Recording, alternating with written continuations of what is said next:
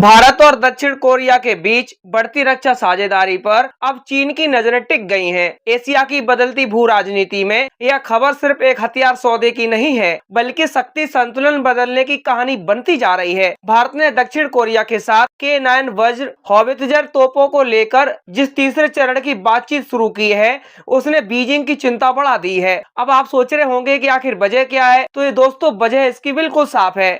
यह वही तोप है जिसने भारतीय सेना की मारक क्षमता को रेगिस्तान से लेकर लद्दाख की बर्फीली चोटियों तक नई ताकत दी है। अब अगर इसका अगला चरण तकनीकी हस्तांतरण, संयुक्त निर्माण और अगली पीढ़ी के सिस्टम तक पहुंचता है, तो चीन के लिए यह बड़ा रणनीतिक संकेत माना जाएगा। भारत और दक्षिण कोरिया के रिश्ते पिछले कुछ वर्षों में तेजी से मजबूत हुए हैं। पहले व्यापार, फिर टेक्नोलॉजी और अब रक्षा क्षेत्र में यह साझेदारी लगातार गहरी हो रही है। प्रधानमंत्री नरेंद्र मोदी और दक्षिण कोरिया के राष्ट्रपति के बीच हालिया बातचीत में रक्षा सहयोग को तीसरे चरण में ले जाने की बात सामने आई। भारतीय विदेश मंत्रालय के अधिकारियों ने संकेत दिया कि पहले 2 चरणों में सीधी खरीद और स्थानीय उत्पादन पर जोर था, लेकिन अब तीसरे चरण में उन्नत तकनीक, संयुक्त डिजाइन और भविष्य के हथियार प्रणालियों पर सहयोग बढ़ाया जाएगा। अब सवाल उठता है कि K9 वज्र है क्या?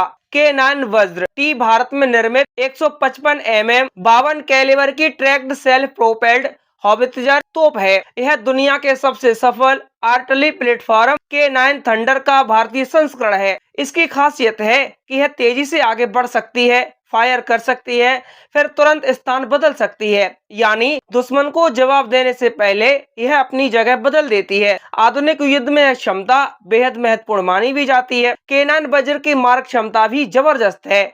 यह लगभग 40 से लेकर 50 किलोमीटर तक गोले दाग सकती है और 47 किलो तक के गोले इस्तेमाल कर सकती है। इसकी रफ्तार, सटीकता और सर्वाइवल क्षमता इसे पारंपरिक तोपों से कहीं आगे ले जाती है। यही कारण है कि भारतीय सेना ने इसे राजस्थान के रेगिस्तान में तैनात करने के बाद लद्दाख जैसे ऊंचाई वाले क्षेत्रों में भी सफलतापूर्वक तैनात किया। चीन के साथ 2020 के तनाव के बाद भारत ने सीमा क्षेत्रों में लंबी दूरी की फायर पावर बढ़ाने पर जोर दिया और K9 वज्र उसी रणनीति का हिस्सा बनी। चीन की चिंता यहीं से शुरू होती है। लद्दाख, अरुणाचल और अन्य संवेदनशील सीमाई क्षेत्रों में यदि भारत तेजी से मोबाइल आर्टिलरी तैनात करता है, तो PLA यानी चीन की सेना पर दबाव बढ़ता है। पहाड़ी युद्ध में ऐसी तोपें बेहद कारगर मानी जाती हैं, क्योंकि वे ऊंचे कोण से गोले दाग सकती हैं, घाटियों और पहाड़ी ढलानों के पीछे छिपे लक्ष्यों को निशाना बना सकती हैं। एयर सपोर्ट खराब मौसम में बाधित हो सकती है, लेकिन ऐसी सेल्फ प्रोपेल्ड तोपें हर मौसम में काम कर सकती हैं। भारत पहले ही